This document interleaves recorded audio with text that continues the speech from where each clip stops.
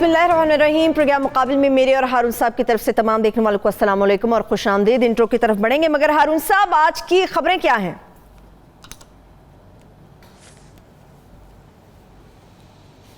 खबरें ये हैं कि शहबाज शरीफ और नवाज शरीफ की गुफ्तगू हुई है और शहबाज शरीफ ने कहा या तो मैं अपने घर जाके बैठ जाऊं या मुझे काम करने का मौका दे। अमेरिका दबाव डाल रहा है अड्डे देने के लिए, अज़रबैजान पे भी दबाव है, हम पे भी दबाव है और वो अभी तक बरकरार।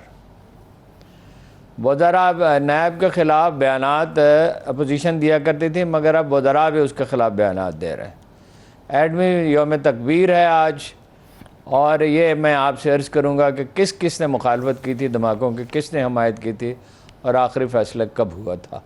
ये है नुमायाँ उन्वानात। बाकी अफ़गानिस्तान की सूरत हाल है और भी चीज़ें हैं। चलिए हारून साहब, खबरें तो आपने ये बता दी, मगर एक खबर ये भी है हारून साहब के पीडीएम से मुतालिक शहबाज शरीफ साहब और मौलाना साहब ने अभी कुछ देर पहले प्रेस टॉक की है और कल इजलास होने जा रहा है। ऐसा महसूस हो रहा है कि एक नई ताज़ा रूह फूंक दी जाएगी। शहबाज शरीफ साहब अब ये भी समझते हैं कि अगर एक नया सोशल ऑर्डर तय कर लिया जाए तो मियाँ नवाज शरीफ साहब जो हैं वो कौमी तामीर के लिए तैयार होंगे। इसके ऊपर तो हम बात करेंगे, जैसा से आपने भी बयान किया। और अमरीका के जो फौजी अड्डों का मामला है उस पर अफगानिस्तान की तरफ से तालिबान ने भी एक रिएक्शन दिया है। उन्होंने कहा कि अगर पड़ोसी मुल्क की तरफ से अगर इस किस्म की कोई भी गैर जिम्मेदारी का मुजाहरा किया गया तो जो गलतियां आप लोग करेंगे उसकी जिम्मेदारी भी आप लोगों पर आयद होगी। अब मामला यह कि अगर खुदा ना खास्ता अफगानिस्तान के मामले पर दोनों तरफ से कोई लाइन कट जाती है तो इसके नतायज क्या होंगे, इसके ऊपर भी हम यकीनी तौर पर आपके साथ बात करेंगे। मगर जिस तरह से यौम तकबीर के हवाले से आपने बात की है, आज से तकरीबन 23 साल पहले पूरी कौम के लिए बहुत बड़ा दिन था। यकीनी तौर पर प्रेशर भी था कि क्या किया जाए, किसी की मर्जी से हुआ या फिर खुद ये फैसला लिया गया, और इसके लिए मुखालिफत किस किस ने की और किस किस ने इसके राह को हमवार किया, इसके ऊपर हम हारून साहब बात कर लेंगे।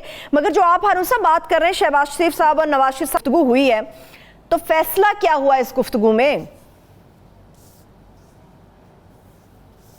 कोई फैसला नहीं हुआ। उन्होंने वक्ती तौर पे कह दिया जो आपने कहा है कि वो साथ लेके चलना चाहते हैं और पीडीएम को मुतहर्रिक करना चाहते हैं। जो बात आपने की वो बिल्कुल दुरुस्त है। शहबाज शरीफ की स्ट्रेटजी ये है कि कौमी हुकूमत किस्म की हुकूमत बनाई जाए, यानी वो हुकूमत है अगर इलेक्शन नून लीग जीत जाए जिसकी वो उम्मीद रखते हैं तो नून लीग ही की हुकूमत हो, मगर बाकी लोगों को साथ लेके चला जाए।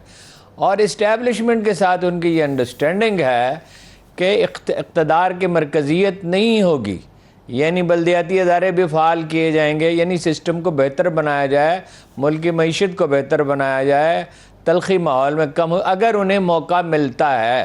पहले ये तो सवाल ये है ना कि उन्हें मौका मिलता है। शहबाज शरीफ ने नवाज शरीफ साहब को ये मैसेज भेजा कि जनाब वाला या तो मुझे काम करने दिया जाए या मैं अपने घर जाकर बैठ जाता हूँ। और वो ज़ाहिर है इस पस मंज़र में किया कि उन्होंने जब ये कोशिश की, अपोजिशन पार्टियों को बुलाया, तो शायद खाकान अब्बासी ने तारपीडो मारा उन्हें और उसे सबोटाज कर दिया और ये यहाँ तक धमकी दी कि मैं पीडीएम की सेक्रेटरी जनरलशिप से मुस्ताफ़ी हो जाऊँगा। और ये कहा कि वो जो हमने एक्सप्लेनेशन कॉल की थी और वो फाड़ के फेंक दी थी, उसके पर्दे जोड़ के उसको पढ़ें, यानी आप इस लहजे की तमकनत मुलाज़ा फरमाएँ। और इसमें कितना इसरार है उनका शदीद, जैसे मातहतों से किया जाता है। और इसके बाद जो है वो अपनी जवाब वजाहत करें, और फिर मौलाना फजलुर रहमान की अप्रोच कम बेश यही है, लेकिन वो उनको जैसा मिजाज है वो बात तल्ख नहीं कहते। अच्छा, मरीम नवाज़ ने भी सबटाज किया उसको, इसलिए कि वो ये नहीं चाहती हैं कि शहबाज शरीफ जो का तो मनसूबा बिल्कुल और है कि भाई को मना लें, और उनको मनाने के लिए बिल्कुल एक सादा दलील है, भाई आपको इमरान खान की हुकूमत पसंद है या उसकी बजाय ये बेहतर है जिस तरह के हालात हैं कि मैं बन जाऊँ वज़ीर आज़म। और ज़ाहिर है वो बन जाएंगे तो नवाज शरीफ ही की एक तरह से हुकूमत होगी, उन पर बहुत दबाव तो नहीं होगा नवाज शरीफ पे। अगर 100 करोड़ रुपये सालाना के फ़ायदे उठाते थे तो 25 करोड़ के उठा लेंगे, और 100 अरब के उठाते थे तो 25 अरब के उठा लेंगे। और खाना पीना तो पहले भी जब वो वज़ीर आला थे तो उन्होंने नवाज शरीफ के घर को चीफ मिनिस्टर हाउस करार दिया हुआ था। मतलब ये कि आटे की बोरी तक सरकारी ख़जाने से जाती थी और तमाम उसके और बाकी भी खैर नून लीग के लोग उसमें मेहमानदारी में कंट्रीब्यूट करते थे। तो ये उनका नया इमरानी मुआहदे से मुराद दस्तूर में तब्दीली नहीं है, अगरचे ज़ाहिर है कि दस्तूर में इस तरह की तब्दीली तो करनी ही होगी, یعنی وہ آئینی ترمیم کے ذریعے ہو یا قوانین کے ذریعے ہو کہ بھائی بلدیاتی ادارے پاورفل ہوں صحیح، اور اسٹیبلشمنٹ کے ساتھ انڈرسٹینڈنگ ہو. انڈرسٹینڈنگ سے مراد یہ نہیں ہے کہ سول حکومت نہ ہو یا ایک یہ نہیں وہ چاہتے. شہباز شریف اتنی بات وہ سمجھتے ہیں کہ کوئی یعنی ایسی حکومت نہیں جو تابع معمل ہو، بلکہ یہ ہے کہ مفاہمت کی فضا پیدا کی جائے، ملک میں تلخی کم ہو، اور اصل چیز تو اصول اقتدار ہے، اور اقتدار مل جائے اور کل کو موقع ملے تو ان کے بھائی جو ہیں وہ سنبھال لیں اگر جو وہ چاہتے بھی ہیں. لیکن وہ تو ظاہر ہے آسان نہیں ہے، عدالت سے انہیں سزا ہو چکی ہے. لیکن مریم اس کے خلاف ہے، اس کو سیبوٹاج کرنے پہ تلی ہوئی ہیں. اور اب یہ یعنی ایک تلوار ہے جو ان کے سر پہ لٹک رہی ہے. امید بھی ہے شہباز شریف کو غیر معمولی طور پہ، اور خوف بھی ہے کہ بھائی جو ہیں وہ متذبذب رہتے ہیں، جیسے ایٹمی دھماکوں کے معاملے میں متذبذب تھے، لیکن آخرکار ایک فیصلہ تو کرنا ہی پڑے گا. بالکل. یعنی اس میں نکتہ یہ ہے کہ اب نواز شریف صاحب کو چابی نواز شریف کے پاس ہے. ارکان اسمبلی کی اکثریت پنجاب میں بھی، صوبائی اسمبلیوں میں بھی، اور جو پنجاب ہے بیسیکلی، اور مرکز میں بھی، وہ شہباز شریف کے موقف کی حامی ہے. صحیح، وہ نہیں چاہتی مخاصمت، وہ اقتدار سے باہر نہیں رہنا چاہتے. لیکن ووٹروں کی اکثریت نواز شریف کے ساتھ ہے. یعنی نواز شریف جو چاہیں گے وہی ہوگا فائنلی. اگر وہ اپنی ضد پہ اڑے رہیں گے، تلخی چاہیں گے، اور یہ چاہیں گے کہ کنفنٹریشن ہو اور وہ دبائیں اپنے مخالفین کو، اگر انہیں موقع ملے تو پھر یہی ہوگا. پھر یہ کشمکش اسی طرح جاری رہے گی، اور اس کا بینیفیشری عمران خان ہوگا، جو کہ وہ اب بھی ہے، اور اس کا امکان ہے کہ آئندہ بھی ہوگا. ابھی تو خیر کرونا ہے، الیکشن ہو ہی نہیں سکتے، الیکشن کے لیے فضا سازگار ہی نہیں ہے. لیکن فیبری مارچ میں ہو سکتے ہیں. خود عمران خان صاحب بھی شاید اب اس طرف مائل ہیں کہ یہ یعنی جو کچھ ہونا ہے، جو آر یا پار وہ ہو جائے، اور وہ مطلب لوگوں کے پاس جائیں اور ان سے کہیں کہ مجھے پورا اختیار دیں اور مجھے اکثریت دیں. یہ ہے صورتحال تذبذب کی، جس میں کہ پھنسے ہوئے مختلف لوگ. لیکن بہت دیر شاید اب انتظار نہیں کرنا ہوگا. کوئی فیصلہ نواز شریف صاحب کو بھی کرنا ہوگا، شہباز شریف کو بھی کرنا ہوگا، مریم نواز اور ان کے ساتھیوں کو بھی کرنا ہوگا، اسٹیبلشمنٹ کو بھی کرنا ہوگا، باقی پولیٹیکل پارٹیز کو بھی کرنا ہوگا. اور یہ تذبذب کے اور یعنی التباس جس کو کہتے ہیں، یہ ایک بے یقینی کی فضا سے نکل کر کسی راستے پہ ملک جو ہے وہ گامزن ہو جائے. صحیح ہے، بالکل ٹھیک بات ہے ہارون صاحب. مگر نون لیگ کے اندر اختلافات بہت زیادہ شدت اختیار کر چکے ہیں. ایک طرف یہ بھی رائے قائم کی جا رہی ہے کہ شاید شہباز شریف صاحب، چونکہ مریم صاحبہ نہیں چاہتی کہ چچا جان آگے آئیں، نواز شریف صاحب کے بیانیے کے ساتھ جیسا آپ نے بیان کیا کہ ووٹ بھی نواز شریف کا ہی ہے، تو مریم صاحبہ خود فرنٹ فٹ پہ آنا چاہ رہی ہیں. مگر چچا جان ایسا محسوس ہو رہے ہیں کہ کچھ پی ڈی ایم سے بالا کچھ سوچ رہے ہیں جو مفاہمت بھی ہو سکے اور راستے بھی ہموار ہو سکیں. نہیں، میری رائے مختلف ہے. میرا خیال ہے وہ پی ڈی ایم کو ساتھ لے کے چلنا چاہتے ہیں. مریم نے کہا کہ جو اجلاس انہوں نے بلایا اس کا پی ڈی ایم سے کوئی تعلق نہیں ہے. یہی بات بلفاظ دیگر شاہد خاقان عباسی نے کہی. یہ وہ لوگ ہیں جن کے لیے نواز شریف لیڈر نہیں ہے. نواز شریف ان کا لیڈر نہیں ہے مریم کا، اور نہ شاہد خاقان عباسی کا. ان کا دیوتا ہے، انداتا ہے. یہ بر صغیر میں یہ لفظ استعمال ہوتا تھا.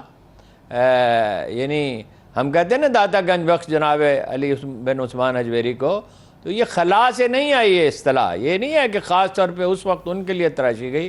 وہ بادشاہ کو جو ہے وہ یہی کہتے تھے، انداتا اور دیوتا. اور یہ مطلب یہ ہے کہ جس کی وجہ سے زندگی رواں دواں رہتی ہے. اس لیے درباروں میں آپ کے علم میں ہوگا کہ سجدہ بھی کیا جاتا تھا. یعنی صرف یہ نہیں ہے کہ ادب سے جھکتے تھے اور خوشامد کرتے تھے. وہ تو آج کی دنیا میں یہ ممکن نہیں ہے، ورنہ آج بھی کرتے سجدہ، کوئی کسر نہ چھوڑتے درباریوں کا. یہ ذرا پی ٹی آئی کے چند لوگوں کے نام اپنے ذہن میں لائیں، نام لینے کی ضرورت نہیں ہے، اپنے ذہن میں ابھاریں. اور نون لیگ کے ایک لیڈر نے ایک میٹنگ میں یہاں تک کہہ دیا تھا، جب نون لیگ اور دوسری پارٹیوں کے دباؤ سے اور وکلاء کی تحریک سی دراصل تو وہ چیف جسٹس بحال ہوئے، کہ میاں صاحب آپ نے تو وہ کام کیا ہے کہ جس طرح کے کام پیغمبروں کے زمانے میں ہوا کرتے تھے، اور نواز شریف صاحب نے انہیں اس سے منع نہیں کیا تھا. اس طرح کی خوشامد زرداری صاحب کی جاتی ہے، اسی طرح کی نواز شریف کی جاتی ہے. ایک مرحوم لیڈر نے، اب چونکہ وہ اس دنیا میں نہیں ہے، کہا تھا کہ بے نظیر کی لیڈرشپ کو کون چیلنج کر سکتا ہے، وہ تو چاہیں تو نئے لیڈروں کی ایک پوری کھیپ خود پیدا کر سکتی ہیں. یہ کیا سیاست میں اصل چیز تو سچویشن کی ہوتی ہے. پی ڈی ایم کو ساتھ لے کے چلنا چاہتے ہیں نواز شریف، بالا نہیں کرنا چاہتے. نواز شریف سے بالا بھی نہیں کرنا چاہتے. وہ تو انہوں نے یہ کہا، جو انٹرویو انہوں نے دیا ہے، جو آپ نے بات کی عمرانی معاہدے کا، آپ نے صحیح پوائنٹ آؤٹ کیا، جس کو میں بھول گیا تھا. انہوں نے کہا میں پاؤں پکڑوں گا.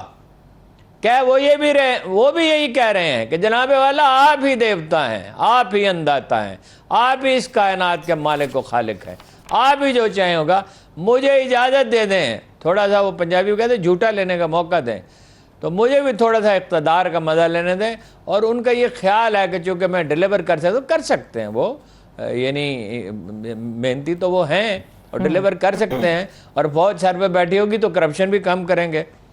مطلب یہ پہلے تو ایک دھیلے کی بھی نہیں کی، پھر آدھے دھیلے کی بھی نہیں کریں گے، اس سے کچھ کم کریں گے.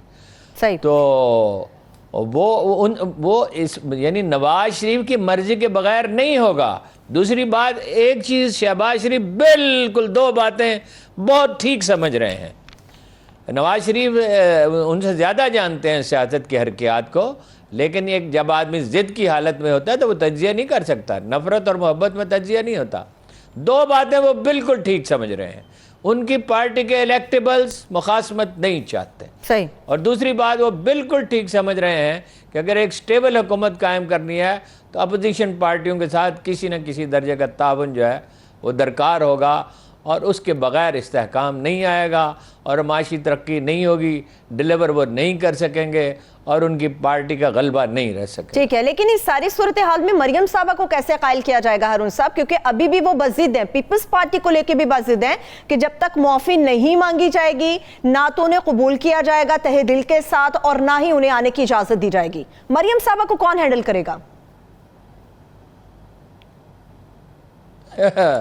مریم صاحبہ کو قدرت ہینڈل کرے گی، یا شہباز شریف کو ہینڈل کرے گی، یا مریم کو ہینڈل کرے گی. دارا شکو اور اورنگزیب عالمگیر دو آدمی بادشاہ نہیں بن سکتے تھے، بادشاہ ایک کو بننا تھا.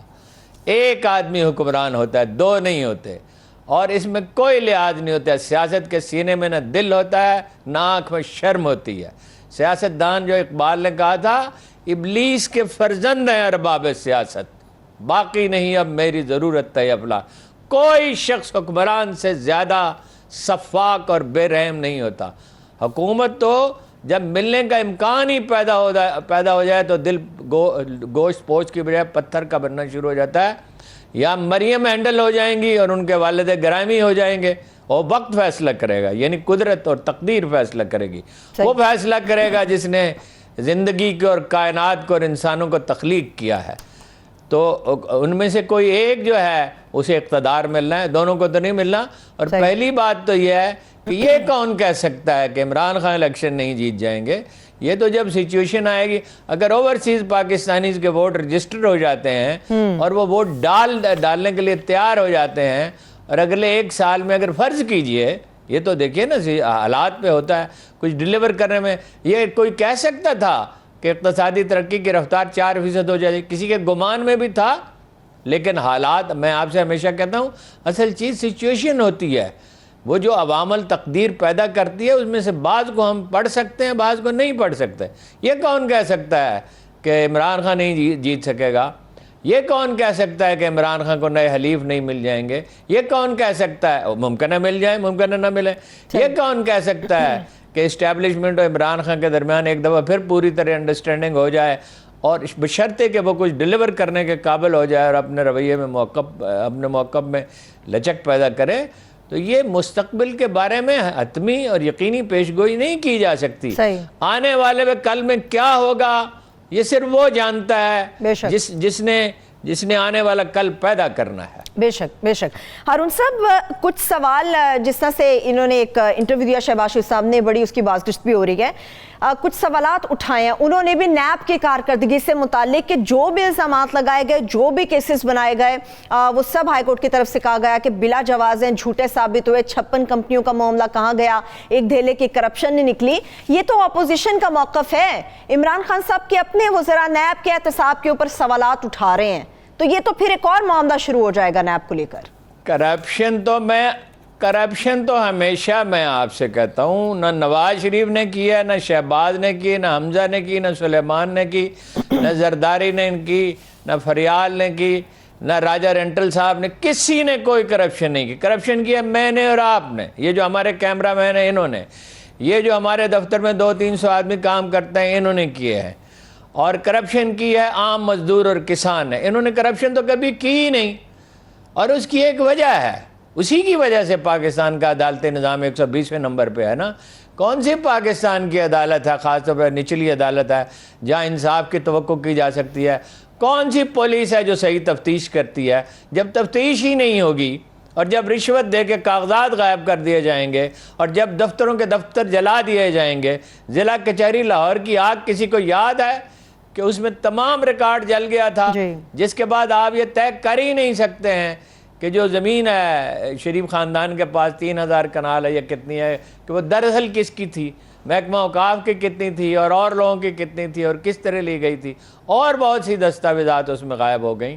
تو اور کتنے وہ جلے ہیں، اور کتنے کاغذ ہیں آصف علی زرداری صاحب کے جو غائب ہو گئے ہیں مقدمات کے، اور میں نے آپ سے عرض کیا تھا کہ 1100 ٹیررسٹ آؤٹ آف 1100 ٹیررسٹ، 400 کی تو عدالتوں نے ضمانتیں دے لی تھی، اور جج کوئی تنہا تو نہیں فیصلہ کرتا، اس کا ایک عملہ ہوتا ہے، اور اس کو پولیس کی تفتیش پہ انحصار کرنا پڑتا ہے، اس کے سامنے ثبوت پیش کیے جائیں گے تو وہ فیصلہ۔ فرض کیجئے ایک جج 100% دیانتدار ہے، ڈٹرمنٹ بھی ہے، ڈرتا بھی کسی سے نہیں ہے۔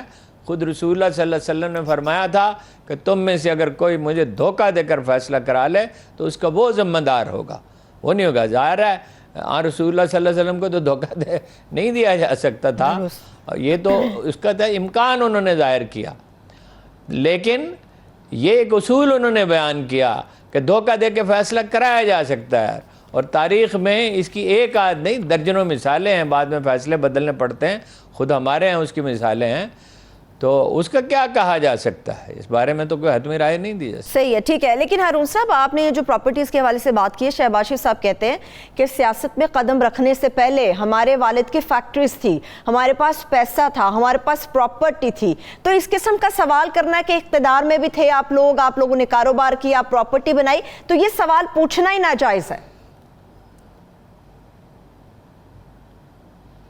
نہیں، شہباز شریف صاحب نے دراصل جو فکرہ کہا تھا یہ تو انہوں نے اب کہا، انہوں نے کہا میں غریب باپ کا بیٹا، مجھے اس پہ فخر ہے،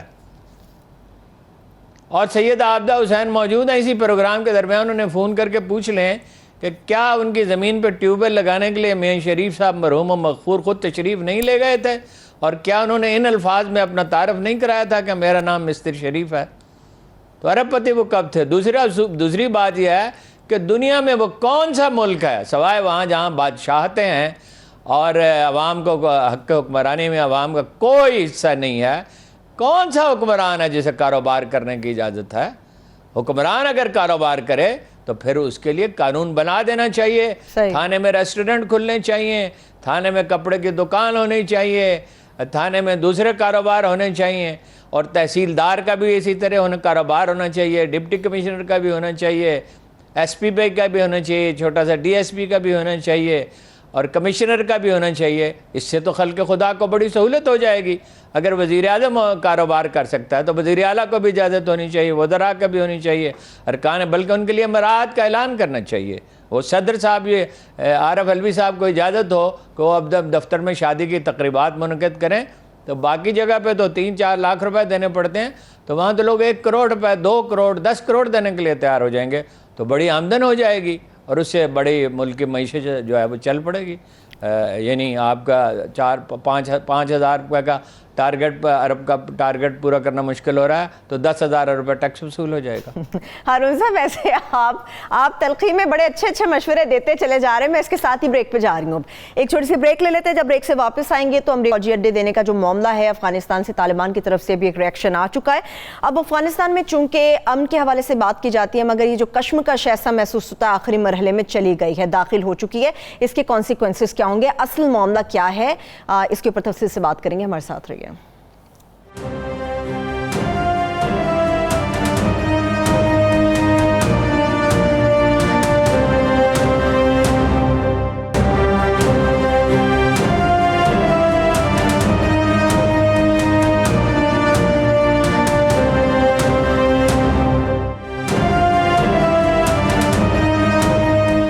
वेलकम बैक।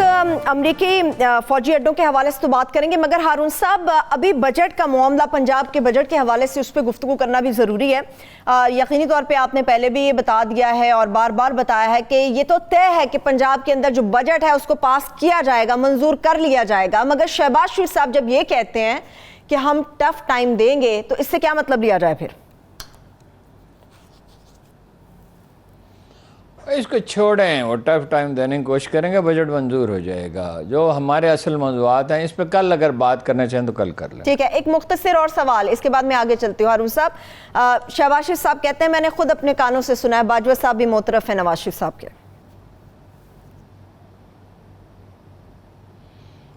जी, बाजवा साहब नहीं मोतरफ, सिर्फ नवाज शरीफ साहब एक मिसाली लीडर है। उन्होंने खुद कहा था, मिसाल है ना यासीन मलिक की बेगम, वो उनकी वालदा मोहतरमा ने मुझे बताया कि वो शामिल होने के लिए गई थी उनकी पार्टी में, तो वो वैसे पजीराई तो बहुत की अच्छी तरह से, लेकिन उन्होंने ऐलान फरमाया कि मैं कश्मीरियों की तारीख़ का सबसे बड़ा लीडर हूँ। अल्लामा इकबाल को भी हड़प कर गए और अली गिलानी को भी हड़प कर गए फिक्र में। नवाज शरीफ जैसा लीडर तो कोई भी पैदा ही नहीं हुआ। अगर सलाउद्दीन अयूबी और डिगाल इस ज़माने में होते, इब्राहिम लिंकन होते, तो इनके हाथ पे बैत करते, इनसे सियासत सीखते। ठीक है, चलिए अफगानिस्तान की तरफ चलते हैं। हारून साहब, सबसे पहले तो ये मामला है कि कौम भी इस वक्त एक दबाव में है, जहनी दबाव का शिकार है कि अमेरिका को फौजी अड्डे देने का मामला क्या है। मगरबी मीडिया बार बार ये खबर चला रहा है, मुसलसल चला रहा है कि पाकिस्तान की तरफ से देने का फैसला हो गया। वजारत खारजा पाकिस्तान की इसकी तरदीद करती चली जा रही है और ये कह रही है कि ऐसा कोई फैसला नहीं किया गया। आखिर हो क्या रहा है? कौम को खुली हकीकत क्यों नहीं बयान की जा रही? खुली हकीकत यह है कि अड्डे नहीं दे रहा पाकिस्तान, इसका सवाल ही नहीं पैदा होता। जैसे नवाज शरीफ साहब तजब्जब का शिकार थे एटमी प्रोग्राम के एटमी धमाके के मामले में, लेकिन उन्हें फैसला करना पड़ा। हुकूमत ख़त्म हो जाती नवाज शरीफ की अगर वो धमाके न करते, और उन्होंने बिल्कुल दुरुस्त फैसला कर लिया। उन्होंने पब्लिक सेंटिमेंट्स को पढ़ लिया।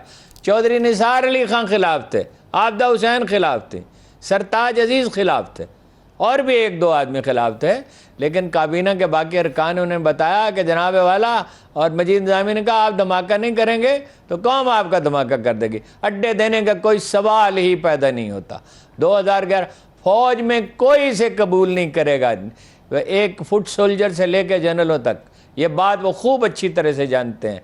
2011 का मुआहदा अलबत्ता एग्जिस्ट करता है कि ज़मीनी और फ़िज़ाई एक्सेस जो है वो ज़मीन के रास्ते से वो अपना सामान ले जा सकते हैं। और 2001 का मुआहदा गालिबन हारून साहब, एक सादा सी बात है, एक 2001 का वो गुजारे ये है जो नहायत बुज़दिली के आलम में उन्होंने किया था। बाद में कोलन पावल में लिखा कि हमने तो वो चीज़ें मांगी नहीं थी जो उन्होंने हमें दे दी थी। बाब वुडवर्ड ने लिखा है कि वो तो हैरत ज़दा रह गए जब उन्होंने कहा कि जो भी आपके मुतालबे हम मानते हैं, तो उस वक्त मुतालबा मान लेने के बाद मुतालबात की फहरिस्त बनी।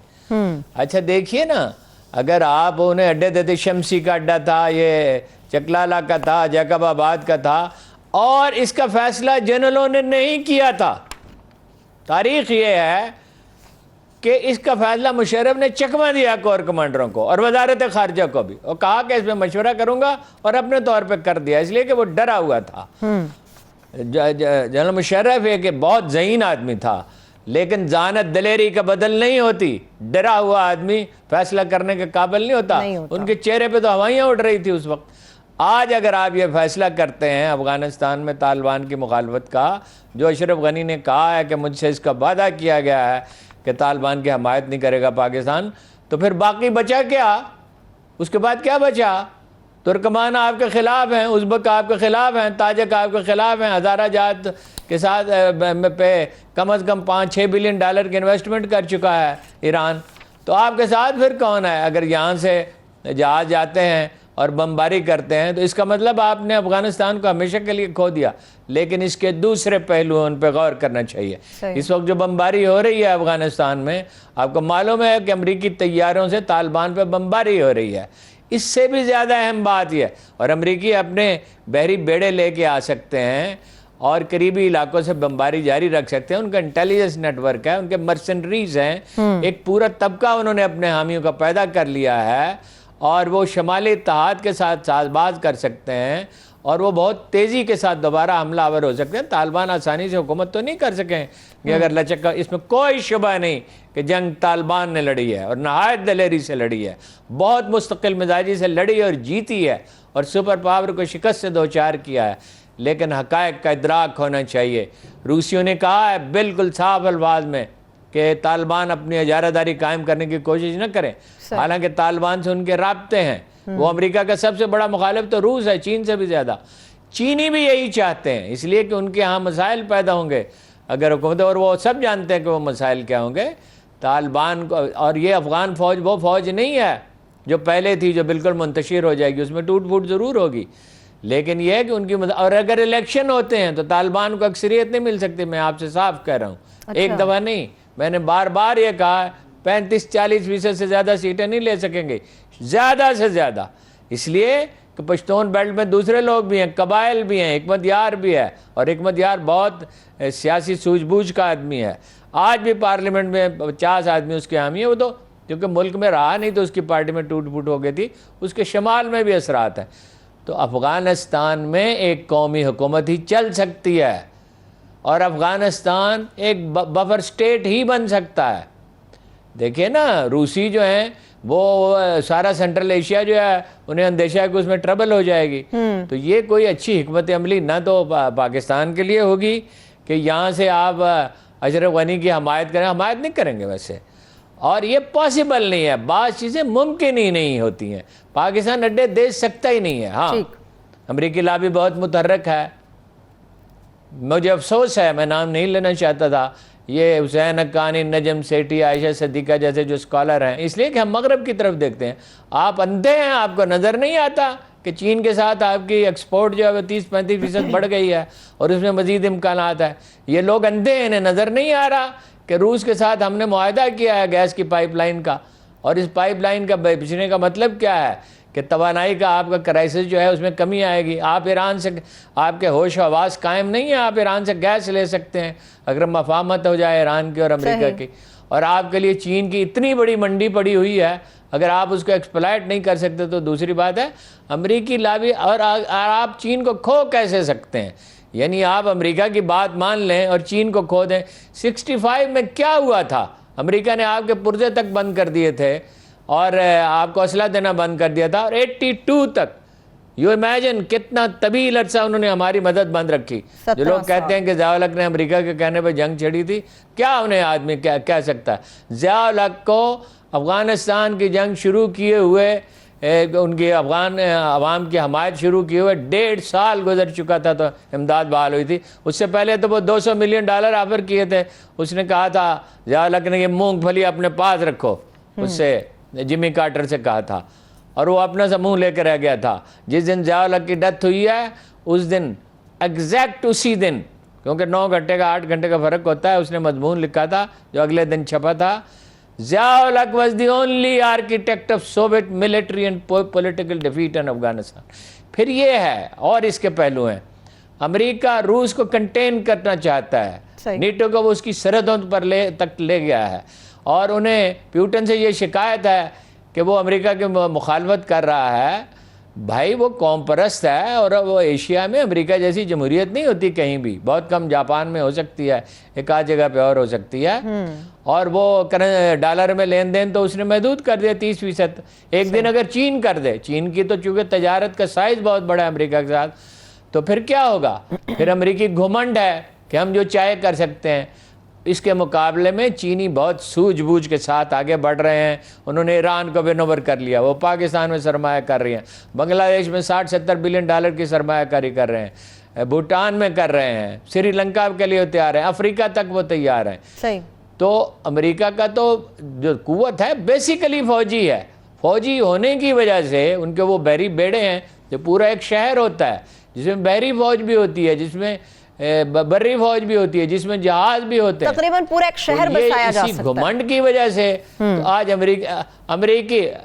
امریکی معیشت چینی معیشت امریکی معیشت کے برابر ہو گئی ہے سائز میں، اور اگلے برسوں میں بڑھنے والی ہے اس سے، اس لیے کہ وہ نہ اپنا سرمایہ فوج پہ ضائع کر رہے ہیں، نہ وہ ملٹری ایڈونچر کر رہے ہیں، وہ نہایت احتیاط کے ساتھ ایک ایک قدم آگے بڑھاتے ہیں۔ صحیح۔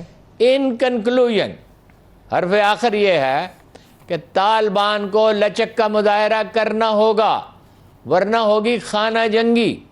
یہ ٹھیک ہے کہ حق اقتدار اشرف غنی کا نہیں ہے، اشرف غنی کو 8 لاکھ ووٹ ملے تھے 1.5 کروڑ میں سے، صحیح۔ تو اس کا حق اقتدار نہیں ہے، لیکن میں پھر کہتا ہوں ایک ہی راستہ ہے، لویا جرگا، افغان مل بیٹھیں اور آپس میں فیصلہ کریں، اور پاکستان کو اپنے دیر پا قومی مفادات کو ملحوظ رکھنا ہوگا۔ یہ وہی امریکی ہے نا جو افغانستان میں روسی فوج کی واپسی کے سوویت فوج کی واپسی کے بعد ہمیں ہمارے حال پہ چھوڑ گئے تھے، اور ہیلری کلنٹن روتی تھی اور کہتی تھی ہم نے غلطی کی جب یہاں مدد مانگنے کے لیے آئے تھے۔ یہ وہی امریکی ہے نا کہ جو ہم ان کے تزویراتی حلیف تھے، اسٹریٹجک پارٹنر تھے، اور مدد وہ انڈیا کی کر رہے تھے 71 میں۔ تو امریکیوں پہ ہم کیسے؟ پاکستانی فوج اپنے ناخنوں سے لے کے سر کے بالوں تک، پاکستانی فوج کے اندر امریکہ سے جو مغایرت پیدا ہو چکی ہے، پاکستانی عوام میں بھی بیداری ہے۔ فلسطین پہ ان کا موقف کیا ہے؟ کشمیر پہ کیا وہ کہتے ہیں کشمیر کو بھول جاؤ؟ ہم سے انہوں نے ایگریمنٹ کیا کہ وہ کشمیر میں مداخلت نہیں کریں گے اور پاکستان کو روکیں گے نہیں، ہم سے انہوں نے وعدہ کیا اس کے حل کی کوشش کریں گے، انڈیا پہ دباؤ رکھیں گے، اور مکر گئے، صاحب مکر گئے۔ صحیح۔ اور ہماری معیشت کو 100-150 بلین ڈالر کا نقصان پہنچا جو ہمارے کل قرضے ہیں۔ تو ان امریکیوں پہ ہم انحصار کر سکتے ہیں۔ اگر کوئی یہ کرے گا تو اتنی بڑی غلطی کرے گا کہ پچھتائے گا، اس کا نام و نشان نہیں رہے گا۔ صحیح، ٹھیک۔ لیکن ہارون صاحب، افغانستان کا معاملہ ایسا ہے کہ تمام فریقین کو سمجھداری اور حکمت کا مظاہرہ کرنا ہوگا۔ افغان میڈیا کی اس خبر کو ہارون صاحب آپ کس طرح سے دیکھتے ہیں جو یہ دعویٰ کر رہے ہیں کہ پاکستان اگر فوجی اڈہ نہیں دے رہا، ایک یا زیادہ، مگر پاکستان امریکہ کو فوجی اڈہ بنانے دے رہا ہے، اور باقاعدہ انہوں نے قبائلی علاقے کا بھی نام مینشن کیا ہے کہ جی وہاں پر پاکستانی میں نے آپ سے جو صورتحال تھی میں نے آپ سے عرض کر دی، اس پہ ایڈمی پروگرام پہ آ جائیں۔ وہ دیکھیے افواہوں کی بات دوسری ہے، نہیں اڈے دے رہا پاکستان، اس کا سوال ہی نہیں پیدا ہوتا۔ ٹھیک ہے، ٹھیک ہے۔ کوئی دے نہیں سکتا، کوئی جرت نہیں کرتا۔ عمران خان کا موقف کیا رہا ہے افغانستان پہ؟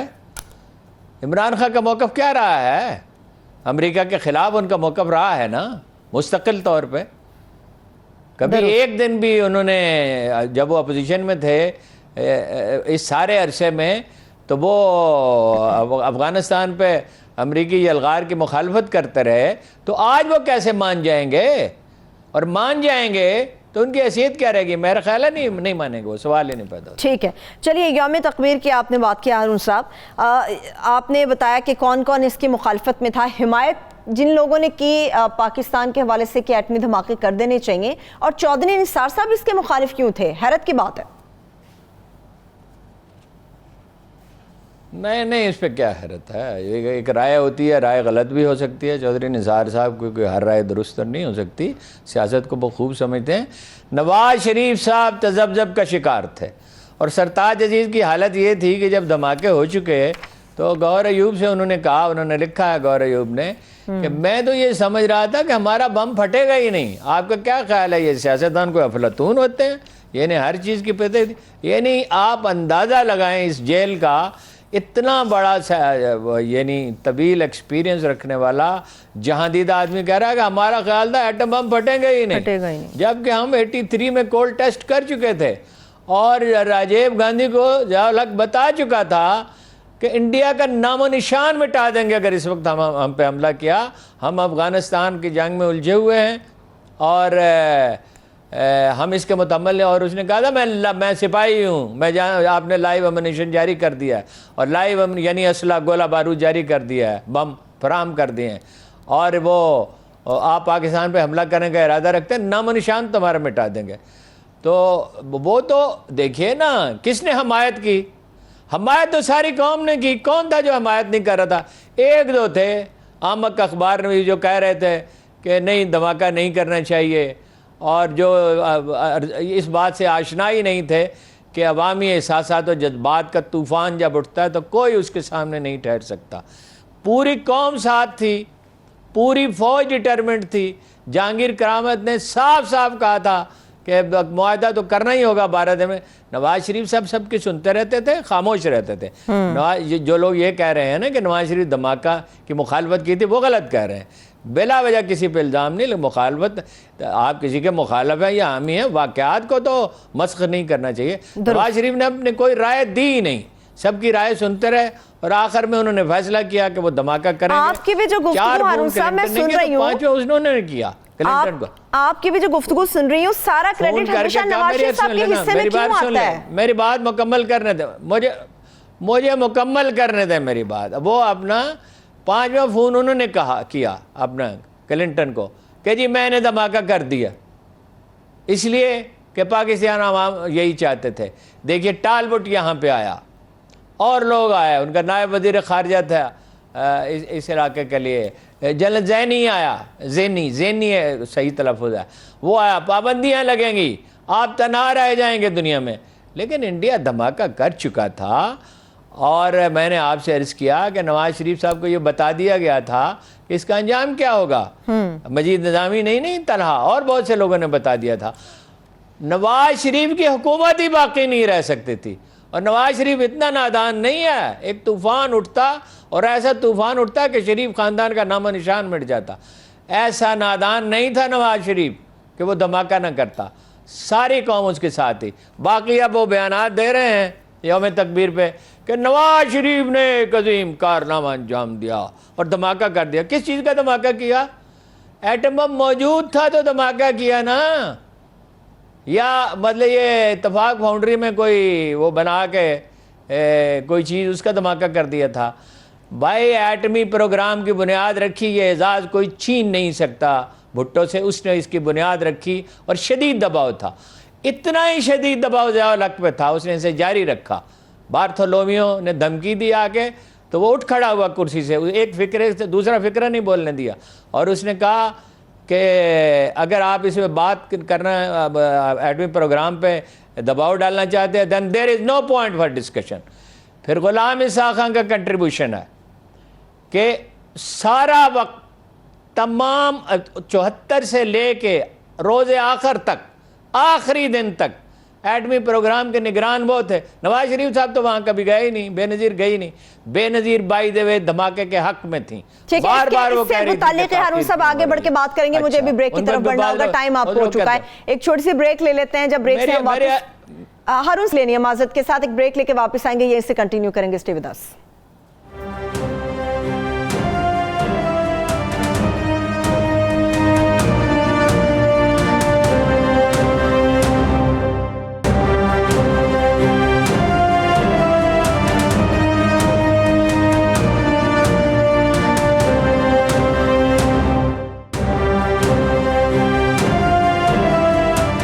Welcome back. یوم تکبیر سے متعلق بات کر رہے ہیں. ہارون صاحب، آپ محترمہ بے نظیر بھٹو صاحبہ کا ذکر کر رہے تھے کہ وہ بھی اس حق میں تھی کہ ایٹمی دھماکہ کیا جائے.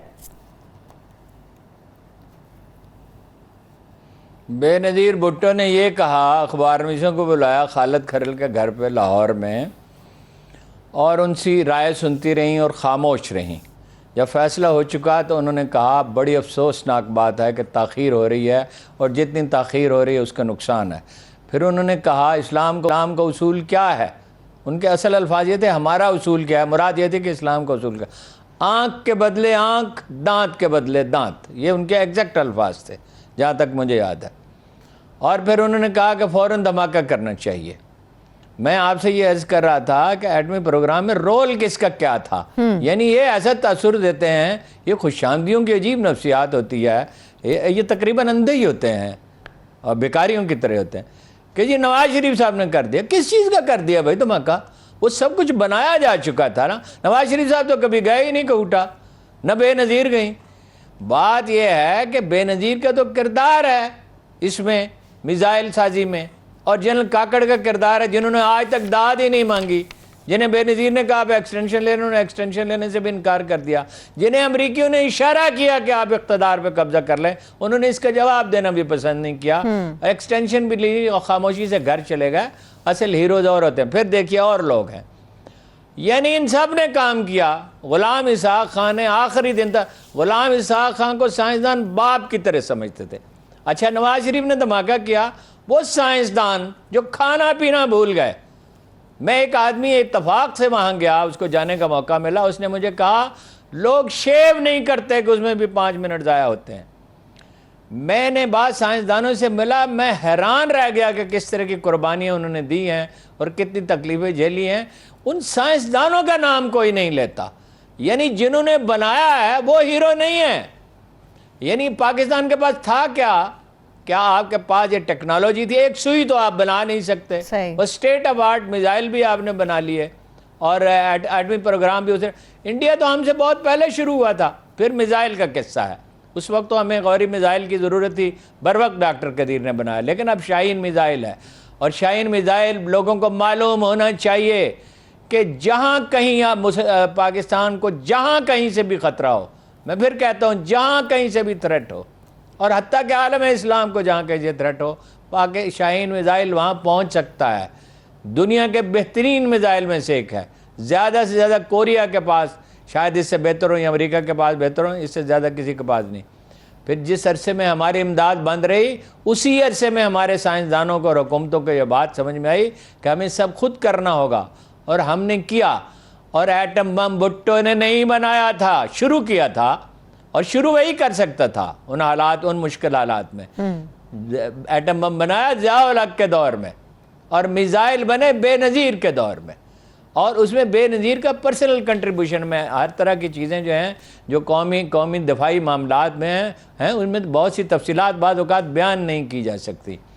اور اس میں غلام اسحاق خان کا اتنا کنٹریبیوشن ہے، ایک ایک پیسے کی، ایک ایک ڈیلیوری کی وہ نگرانی کرتے تھے، وہ خود میٹنگ میں جاتے تھے، اور اتنا ان کا انہماک تھا کہ سائنسدانوں نے پچھلے برس کی میٹنگ میں فرض کیجئے ایک بات کہی ہے، اور اب اس سے کوئی مختلف بات کی تو وہ یاد دلاتے تھے پچھلی دفعہ آپ نے مجھ سے یہ کہا تھا، اور میں دہراتا ہوں، اپنے باپ کی طرح اس کا احترام کرتے تھے۔